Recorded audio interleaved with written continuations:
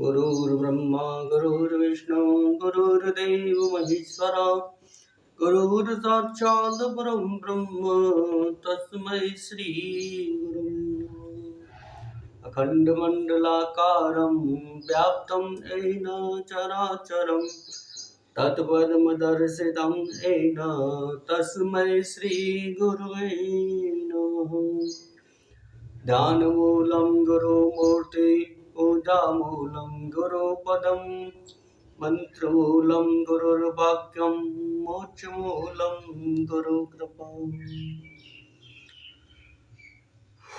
श्रीमद्भागवत महापुराण महात्म्यम अध्याय 5। धुंधकारी को प्रेत योनि की प्राप्ति और उससे उद्धार। सूत जी कहते हैं, सौनक जी, पिता के वन चले जाने पर एक दिन धुंधकारी ने अपनी माता को बहुत पीटा और कहा, बता धन कहाँ रखा है, नहीं तो अभी तेरी लोहाटी जलती लकड़ी से खबर लूंगा। उसकी इस धमकी से डरकर और पुत्र के उपद्रव से दुखी होकर वह रात्रि के समय कुएं में जा गिरी और इसी से उसकी मृत्यु हो गई। योगनिष्ठ गोकर्ण जी तीर्थ यात्रा के लिए निकल गए। उन्हें इन घटनाओं से कोई सुख या दुख नहीं होता था, क्योंकि उनका न कोई मित्र था न शत्रु। धुंधकारी 5 वेश्याओं के साथ घर में रहने लगा। उनके लिए भोग सामग्री जुटाने की चिंता ने उसकी बुद्धि नष्ट कर दी और वह नाना प्रकार के अत्यंत क्रूर कर्म करने लगा। एक दिन उन उल्टाओं ने उससे बहुत से गहने मांगे। वह तो काम से अंधा हो रहा था, मौत की उसे कभी याद नहीं आती थी। वह उन्हें जुटाने के लिए वह घर से निकल पड़ा। वह जहाँ तहाँ से बहुत सा धन चुरा कर लौट आया। तब उन्हें कुछ वस्त्र और आभूषण लाकर दिए। चोरी का बहुत माल देखकर रात्रि के समय स्त्रियों ने विचार किया कि यह नित्य ही चोरी करता है, इसलिए इसे किसी दिन अवश्य राजा पकड़ लेगा। राजा यह सारा धन छीनकर इसे निश्चय ही प्राण दंड देगा। जब एक दिन इसे मरना ही है, तब हम ही धन की रक्षा के लिए गुप्त रूप से इसको क्यों न मार डालें। इसे मारकर हम इसका माल बता लेकर जहाँ तहाँ चली जाएंगी। ऐसा निश्चय कर उन्होंने सोए हुए धुंधकारी को रस्सियों से कस दिया और उसके गले में फांसी लगाकर उसे मारने का प्रयत्न किया। इससे जब वह जल्दी न मरा तो उन्हें बड़ी चिंता हुई। तब उन्होंने उसके मुख पर बहुत से दैत्य अंगारे डाले। इससे वह अग्नि की लपटों से बहुत छटपटा कर मर गया। उन्होंने उसके शरीर को एक गड्ढे में डालकर गाड़ दिया। सच है, स्त्रियां प्राय बड़ी दुस्साहसी होती हैं। उनके इस कृत्य का किसी को भी पता न चला। लोगों के पूछने पर कह देती थी कि हमारे प्रियतम पैसे के लोभ से अब की बार कहीं दूर चले गए हैं, इसी वर्ष के अंदर लौट आएंगे। बुद्धिमान पुरुष को दुष्टा स्त्रियों का कभी विश्वास न करना चाहिए। जो मूर्ख इनका विश्वास करता है उसे दुखी होना पड़ता है। इनकी वाणी तो अमृत के समान कामियों के हृदय में रस का संचार करती है, किंतु हृदय छुरे की धार के समान तीक्ष्ण होता है। भला इन स्त्रियों का कौन प्यारा है। वे उल्टाएं धुंधकारी की सारी संपत्ति समेटकर वहां से चंपत हो गईं। उनके ऐसे न जाने कितने पति थे और धुंधकारी अपने कुकर्मों के कारण भयंकर प्रेत हुआ। वह पमंडल के रूप में सर्वदा 10 दिशाओं में भटकता रहता था तथा शीत घाम से संतप्त और भूख प्यास से व्याकुल होने के कारण हाथ एवं चिल्लाता रहता था, परंतु उसे कहीं भी कोई आश्रय न मिला। कुछ काल बीतने पर गोकर्ण ने भी लोगों के मुख से धुंधकारी की मृत्यु का समाचार सुना। तब उसे अनाथ समझकर उन्होंने उसका गया जी में श्राद्ध किया और भी जहाँ जहाँ वे जाते थे उसका श्राद्ध अवश्य करते थे। इस प्रकार घूमते घूमते गोकर्ण जी अपने नगर में आए और रात्रि के समय दूसरों की दृष्टि से बचकर सीधे अपने घर के आंगन में सोने के लिए पहुंचे। वहां अपने भाई को सोया देख आधी रात के समय धुंधकारी ने अपना बड़ा विकट रूप दिखाया। वह कभी भेड़ा, कभी हाथी, कभी भैंसा, कभी इंद्र और कभी अग्नि का रूप धारण करता। अंत में वह मनुष्य के आकार में प्रकट हुआ। ये विपरीत अवस्थाएं देखकर गोकर्ण ने निश्चय किया कि यह कोई दुर्गति को प्राप्त हुआ जीव है। तब उन्होंने उससे धैर्यपूर्वक पूछा। गौकर्ण ने कहा, तुम कौन है? गौकर्ण ने कहा, तू कौन है? रात्रि के समय ऐसे भयानक रूप क्यों दिखा रहा है? तेरी यह दशा कैसे हुई, हमें बता तो सही। तू प्रेत है, पिशाच है, अथवा कोई राक्षस है? सूत जी कहते हैं, गौकर्ण के इस प्रकार पूछने पर वह बार बार जोर जोर से रोने लगा। उसमें बोलने की शक्ति नहीं थी, इसलिए उसने केवल संकेत मात्र किया। तब गौकर्ण ने अंजलि में जल लेकर उसे अभिमंत्रित करके उस पर छिड़का। इससे उसके पापों का कुछ शमन हुआ और वह इस प्रकार कहने लगा। प्रेत बोला, मैं तुम्हारा भाई हूँ, मेरा नाम है धुंधकारी। मैंने अपने ही दोष से अपना ब्राह्मणत्व नष्ट कर दिया। मेरे कुकर्मों की गिनती नहीं की जा सकती। मैं तो महान अज्ञान में चक्कर काट रहा था, इसी से मैंने लोगों की बड़ी हिंसा की। अंत में उल्टा स्त्रियों ने मुझे तड़पा तड़पा कर मार डाला। इसी से अब प्रेत योनि में पढ़कर यहाँ दुर्दशा भोग रहा हूँ। अब देववश कर्म फल का उदय होने से मैं केवल वायु भक्षण करके ही जी रहा हूँ। भाई, तुम दया के समुद्र हो, अब किसी प्रकार जल्दी ही मुझे इस योनि से छुड़ाओ। गौकर्ण ने धुंधकारी की सारी बातें सुनी और तब उससे बोले। गौकर्ण ने कहा, भाई, मुझे इस बात का बड़ा आश्चर्य है। मैंने तुम्हारे लिए विधि पूर्वक गया जी में पिंडदान किया, फिर भी तुम प्रेत योनि से मुक्त कैसे नहीं हुए? यदि गया श्राद्ध से भी तुम्हारी मुक्ति नहीं हुई, तब इसका और कोई उपाय नहीं है। अच्छा, तुम सब बात खोलकर कहो, मुझे अब क्या करना चाहिए? प्रेत ने कहा, मेरी मुक्ति सैकड़ों गया श्राद्ध करने से भी नहीं हो सकती। अब तो तुम इसका कोई और उपाय सोचो। प्रेत की यह बात सुनकर गौकर्ण को बड़ा आश्चर्य हुआ। वे कहने लगे, यदि सैकड़ों गया श्राद्धों से भी तुम्हारी मुक्ति नहीं हो सकती, तब तो तुम्हारी मुक्ति असंभव ही है। अच्छा, अभी तो तुम निर्भय होकर अपने स्थान पर रहो, मैं विचार करके तुम्हारी मुक्ति के लिए कोई दूसरा उपाय करूंगा। गौकर्ण की आज्ञा पाकर धुंधकारी वहां से अपने स्थान पर चला गया। इधर गौकर्ण ने रात भर विचार किया, तब भी उन्हें कोई उपाय नहीं सूझा। प्रातःकाल उनको आया देख लोग प्रेम से उनसे मिलने आए। तब गौकर्ण ने रात में जो कुछ जिस प्रकार हुआ था वह सब उन्हें सुनाया। उनमें जो लोग विद्वान, योगनिष्ठ, ज्ञानी और वेदज्ञ थे, उन्होंने भी अनेकों शास्त्रों को उलट पलट कर देखा, तो भी उसकी मुक्ति का कोई उपाय न मिला। तब सबने यही निश्चय किया कि इस विषय में सूर्य नारायण जो आज्ञा करें वही करना चाहिए। अतः गोकर्ण ने अपने तपोबल से सूर्य की गति को रोक दिया। उन्होंने स्तुति की, भगवान, आप सारे संसार के साक्षी हैं, मैं आपको नमस्कार करता हूँ। आप मुझे कृपा करके धुंधकारी की मुक्ति का साधन बताइए। गौकर्ण की यह प्रार्थना सुनकर सूर्य देव ने दूर से ही स्पष्ट शब्दों में कहा, श्रीमद् भागवत से मुक्ति हो सकती है, इसलिए तुम उसका सप्ताह पारायण करो। सूर्य का यह धर्ममय वचन वहां सभी ने सुना। तब सबने यही कहा कि प्रयत्न पूर्वक यही करो। हे भी, यह साधन बहुत सरल। अतः गौकर्ण जी भी तदनुसार निश्चय करके कथा सुनाने के लिए तैयार हो गए। देश और गांव से अनेकों लोग कथा सुनने के लिए आए। बहुत से लंगड़े, लूले, अंधे, बूढ़े और मंदबुद्धि पुरुष भी अपने पापों की निवृत्ति के उद्देश्य से वहां आ पहुंचे। इस प्रकार वहां इतनी भीड़ हो गई कि उसे देखकर देवताओं को भी आश्चर्य होता था। जब गौकर्ण जी व्यास गद्दी पर बैठकर कथा कहने लगे, तब वह प्रेत भी वहां आ पहुंचा और इधर उधर बैठने के लिए स्थान ढूंढने लगा। इतने में ही उसकी दृष्टि एक सीधे रखे हुए 7 गांठ के बांस पर पड़ी। उसी के नीचे के छिद्र में घुसकर वह कथा सुनने के लिए बैठ गया। वायु रूप होने के कारण वह बाहर कहीं बैठ नहीं सकता था, इसलिए बांस में घुस गया।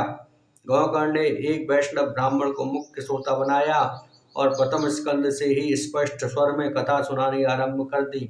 सायंकाल में जब कथा को विश्राम दिया गया, तब एक बड़ी विचित्र बात हुई। वहां सभासदों के देखते देखते उस बांस की एक गांठ तड़ शब्द करती फट गई। इसी प्रकार दूसरे दिन सायंकाल में दूसरी गांठ फटी और तीसरे दिन उसी समय तीसरी। इस प्रकार 7वें दिन में 7 गांठों को तोड़कर धुंधकारी 12 स्कंदों के सुनने से पवित्र होकर प्रेत योनि से मुक्त हो गया और दिव्य रूप धारण करके सबके सामने प्रकट हुआ।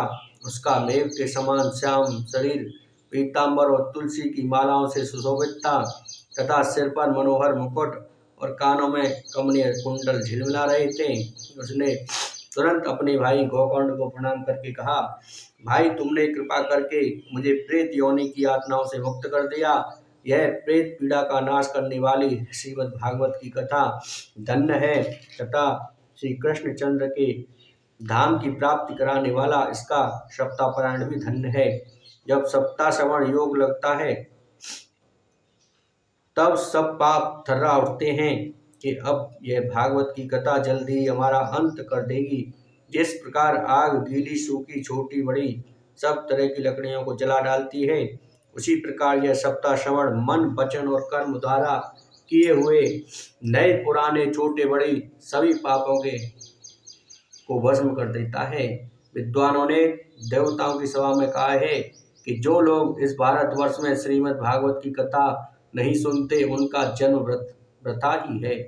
भला मोह पूर्वक लालन पालन करके यदि इस अनित्य शरीर को हष्ट पुष्ट और बलवान भी बना लिया तो भी श्रीमद् भागवत की कथा सुने बिना इससे क्या लाभ हुआ। अस्थियां ही इस शरीर के आधार स्तंभ हैं। नस नाड़ी रूप रस्सियों से यह बंधा हुआ है। ऊपर से इस पर मांस और रक्त तोप कर इसे चर्म से मढ़ दिया गया है। इसके प्रत्येक अंग में दुर्गंध आती है क्योंकि है तो यह मलमूत्र का भांड ही। वृद्धावस्था और शोक के कारण यह परिणाम में तुकमय ही है। रोगों का तो घर ही ठहरा। यह निरंतर किसी न किसी कामना से पीड़ित रहता है। कभी इसकी तृप्ति नहीं होती। इसे धारण किए रहना भी एक भार ही है। इसके रोम रोम में दोष भरे हुए हैं और नष्ट होने में इसे एक क्षण भी नहीं लगता। अंत में यदि इसे गाड़ दिया जाता है तो इसके कीड़े बन जाते हैं। कोई पशु खा जाता है तो वह विष्टा हो जाता है और अग्नि में जला दिया जाता है तो भस्म की ढेरी हो जाता है। ये तीन ही इसकी प्रतियां बताई गई हैं। ऐसे अस्तर शरीर से मनुष्य अविनाशी फल देने वाला काम क्यों नहीं बना लेता। जो अन्न प्रातः काल पकाया जाता है वह सायंकाल तक बिगड़ जाता है। फिर उसी के रस से पुष्ट हुए शरीर की नित्यता कैसी। इस लोक में सप्ताह श्रवण करने से भगवान की शीघ्र ही प्राप्ति हो सकती है। अतः सब प्रकार के दोषों की निवृत्ति के लिए एकमात्र यही साधन है। जो लोग भागवत की कथा से वंचित हैं वे तो जल में बुदबुदे और जीवों में मच्छरों के समान केवल मरने के लिए ही पैदा होते हैं। भला जिसके प्रभाव से जड़ और सूखे हुए घास की गांठें फट सकती हैं, उस भागवत कथा का श्रवण करने से चित्त की गांठों का खुल जाना कौन बड़ी बात है। सप्ताह श्रवण करने से मनुष्य के हृदय की गांठ खुल जाती है। उसके समस्त संशय छिन्न भिन्न हो जाते हैं और सारे कर्म क्षीण हो जाते हैं। यह भागवत कथा रूप तीर्थ संसार के कीचड़ को धोने में बड़ा ही पटु है। विद्वानों का कथन है कि जब यह हृदय में स्थित हो जाता है तब मनुष्य की मुक्ति निश्चित ही समझनी चाहिए। जिस समय धुंधकारी ये सब बातें कह रहा था, जिसके लिए वैकुंठवासी पार्षदों के सहित एक विमान उतरा, उससे सब और मंडलाकार प्रकाश फैल गया था। सब लोगों के सामने ही धुंधकारी उस विमान पर चढ़ गया। तब उस विमान पर आए हुए पार्षदों को देखकर उनसे गोकर्ण ने यह बात कही। गोकर्ण ने पूछा, भगवान के प्रिय पार्षदों, यहाँ तो हमारे अनेकों शुद्ध हृदय श्रोतागण हैं। उन सब के लिए आप लोग एक साथ बहुत से विमान क्यों नहीं लाए। हम देखते हैं कि यहाँ सभी ने समान रूप से कथा सुनी है, फिर फल में इस प्रकार का भेद क्यों हुआ, यह बताइए। भगवान के सेवकों ने कहा, हे मानद, इस फल भेद का कारण इनके श्रवण का भेद ही है। यह ठीक है कि श्रवण तो सबने समान रूप से किया है कि इसके जैसा मनन नहीं किया, किंतु इसके जैसा मनन नहीं किया। इसी से एक साथ भजन करने पर भी उसके फल में भेद रहा। इस प्रेत ने 7 दिनों तक निराहार रहकर श्रवण किया था तथा सुने हुए विषय का चित्त स्तर इससे यह खूब मनन निधिध्यासन भी करता रहा। जो ज्ञान दंड नहीं होता वह व्यर्थ हो जाता है। इसी प्रकार ध्यान न देने से, श्रवण का संदेह से, मंत्र का और चित्त के इधर उधर भटकते रहने से जप का भी कोई फल नहीं होता। वैष्णवहीन देश, पात्र को कराया हुआ श्राद्ध का भोजन, तोतियों को दिया हुआ दान एवं आचारहीन कुल, इन सब का नाश हो जाता है।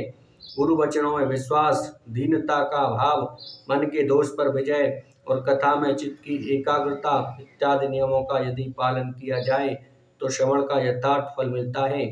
यदि ये श्रोता फिर से श्रीमद् भागवत की कथा सुने तो निश्चय ही सबको वैकुंठ की प्राप्ति होगी और गोकर्ण जी आपको तो भगवान स्वयं आकर गोलोक धाम में ले जाएंगे। यों कहकर वे सब पार्षद हरि कीर्तन करते हुए वैकुंठ लोक को चले गए। श्रावण मास में गोकर्ण जी ने फिर उसी प्रकार सप्ताक्रम से कथा कही और उन श्रोताओं ने उसे फिर सुना।